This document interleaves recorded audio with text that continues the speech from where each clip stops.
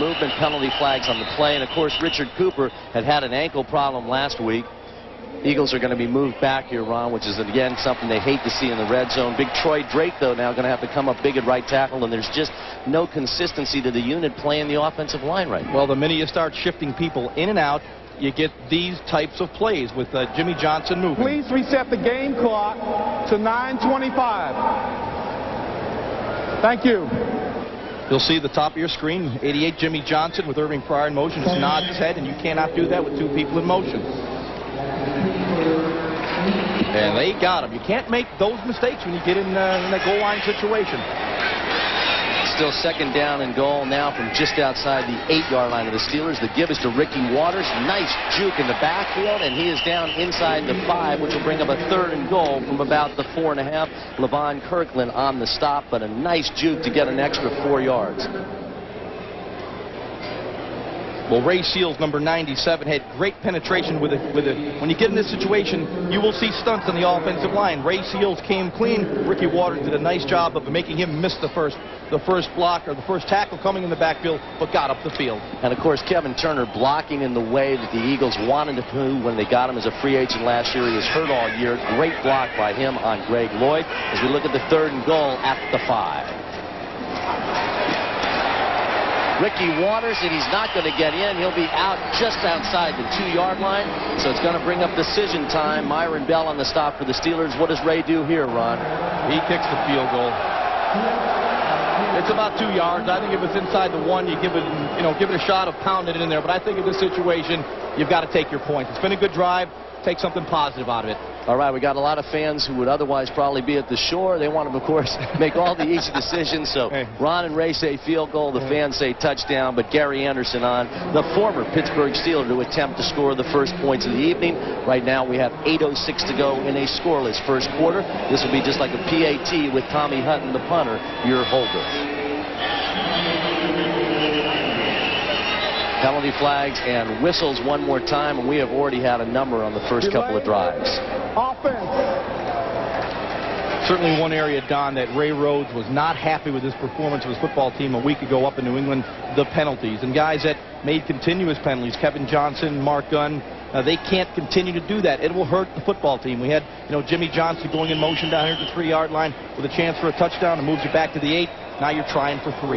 And you can see the concern on Ray's face. He doesn't mind aggressive penalties once in a while, but mental mistakes he cannot stand.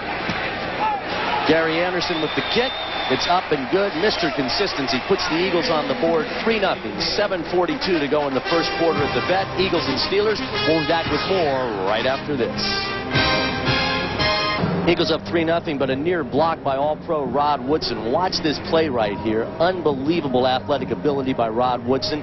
And then watch the sideline reaction of the new special teams coach for the Steelers, Ron Zook. He's still a college coach at heart. Just came up from the University of Florida. This is his first NFL job. And much like Ray Rhodes, Bill Cowher, a big believer in bringing in guys with collegiate coaching experience. Right, and Don, James Willis playing that wingback position on that field goal team has got to get a piece of Rod Woodson. That ball will be kicked in 1.25 seconds. So you've got to get a piece of Rod Woodson, or a guy with his speed will block that. That's Jaheen Arnold, and he's going to be brought down inside the 20. And Ray Rhodes and special teams coach Danny Smith will be delighted as Derek Witherspoon on the tackle to see Hutton get it down to the goal line with his kickoff. We're going to take a look at the stats on that last scoring drive that put the Eagles up 3-0. Nice, long, sustained drive. 10 plays, 66 yards. Once again, Gary Anderson from 25, putting the Eagles up with now 7:33 to go in the first. So we take a look at Jim Miller, the young Steelers quarterback, coming out here again in lieu, if you're just joining us, of either Mike Tomczak or Cordell Stewart. Bill Cowher electing to go with Jim Miller, and a lot of pressure on the Steelers coach for that decision. There's a look at Mike Tomczak on the Steelers sideline. 1st and 10 on the 18-yard line for the Steelers. Give us to Eric Pegram. A little bit of running room out over the 20. The Eagles close that down quickly, Ron. Well, this is what the Steelers want to do. This is not a team that's going to drop back and throw the ball 45 times. They're a smash-mouth team, and they will be more so with Jim Miller at quarterback. We talk about their quarterback controversy. It'll be interesting to see what happens. Jim Miller is a young quarterback. There's a lot of pressure on him, as there is on Bill Cowher. Look at the sideline. I'm not sure Bill will stay with him very long. He has the most upside, but he's prone to make mistakes. Second and 6 from the 22. Eric Pegram, Tim Lester, the backs behind Jim Miller. Give to the second man through. That's number 20, Pegram once again, and he's going to be out very close to the first down.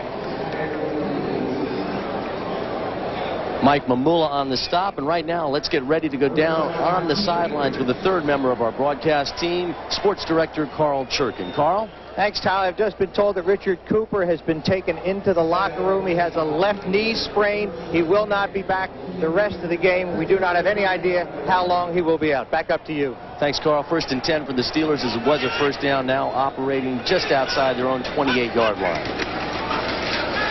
That's Tim Lester, the second man in the backfield, along with Eric Pegram. Gain of a couple. And Ron, we saw the Eagles defense on the first offensive series for the Steelers just be very aggressive here. Obviously, the Steelers making some adjustments, going to that great blocking scheme they have for their running attack with that good offensive line. Well, that's what they do best. And I was surprised to see him come out throwing the ball with Jim Miller on the first play of the game for them offensively. And the Eagles, with Mike Mamula coming around, gets a sack, really puts them in trouble. They go to the side and they say, hey guys, let's get back to what we do best, run the football. Second and 6 from the 33 for the Steelers.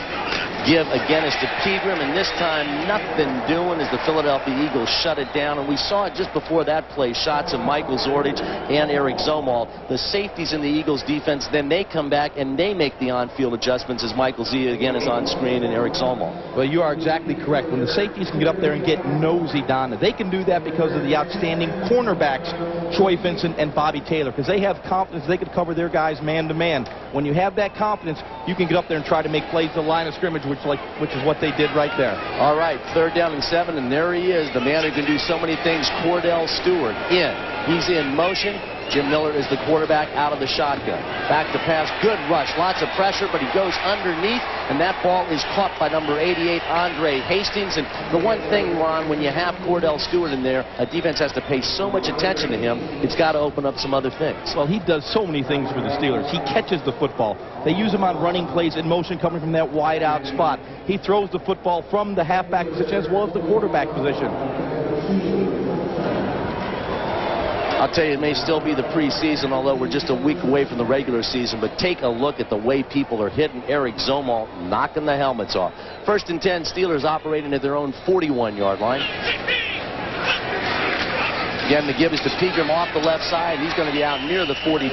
Pick up a 4. I really like this offensive series so far. They're mixing it up very nicely, and they're doing a good job of really keeping the Eagles a little more off balance. Well, again, the Steeler offensive line, many consider it maybe the best in football. They can get after people. The Steelers used to run a lot of traps in their old days when they were, the world championship teams. They've gone back to a more basic type of scheme with man blocking, just get a body and a body and try to move people. It looks like right now they're going after Mike Mamula at his right end because they're running more to the left. Maybe they can get their big guys on a light underweight Mike Mamula. Second and 6 for the Steelers. Eagles jumping around.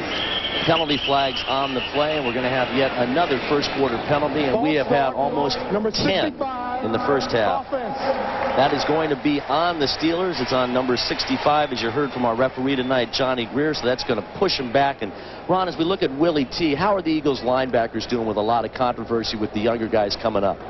Well, I think for the most part they're doing okay. William Thomas had a very solid preseason. James Willis has shown flashes of being an outstanding player. Mark Woodard, I think, is a guy that probably has to pick up his game the most. Ray Farmer may press him for that starting job. Willie T really caused that penalty by jumping around. Second and 11 for the Steelers. Jim Miller back to pass. Going out to the left side and wide open is Charles Johnson. And again, last week in New England, Ray Rhodes said my safeties, my corners were playing too soft. Well, this is the upside of a Jim Miller right here. The guy has a strong arm. He gets the single coverage because the Eagles do come with the blitz. And it's pretty tough in any situation that you get the one-on-one, you're going to complete the pass. And you'll see here's the blitz from William Thomas on the outside and Zomalt up the middle. So you got one-on-one on the outside. And I tell you, I'm impressed with Miller, looking down the gun barrel, throwing the ball, and taking the hit. Steelers into Eagles territory for the first time. Again, the give is to the second man through. Pegram, not much doing right there as the Eagles close that off on a great play by number 36, Michael Zordich. The Eagles continue to blitz. They're going to get after Jim Miller. When you're dropping back and throwing in the pocket, you see the blitz more because you see the guys breaking through after the quarterback. But there are blitzes called run blitzes where the linebackers are filling the gaps to stop the running game. And Emmett Thomas, is an outstanding defensive coordinator. In fact, a guy that a lot of people are talking about as a future head coach in the NFL. And speaking of head coaches, that was Chuck Knox Jr., the son of the former great head coach Chuck Knox, up in the box as well. Miller back to pass on the 2nd and 10. He's looking deep over the middle, almost intercepted. Almost picked off at the 25-yard line by Michael Zordich. And we talk about Zordich's mental ability to make the great defensive adjustments, but even after 10 years in this league, he's a physically talented player as well, Ron. Well, he's physically talented, but this is just a smart play. The Eagles in their double zone coverage where the safety split a half of the field, and Miller knows he's got Bruner, his tight end, singled up on James Willis, as you see coming right in there. But the guy coming from the backside who reads the quarterback's eyes and the route is Mike Zordich. Yes, he's a physical player, but he is also very smart. A lot of confusion on the Eagles defense. Guys jumping all around. Mark Woodard is the 3rd and 10. Will have the Eagles trying to put a lot of pressure on Miller out of the shotgun. Miller back to pass. Blitz by Willie T, and that forced a throw that was just a little bit off balance. Mark Woodard on the coverage, but again, it was Willie Thomas coming in on the late blitz, the delayed blitz. Well, Emmett Thomas has a game plan in this one. Get after the quarterback. He's throwing everything at Jim Miller, seeing if he can respond to it.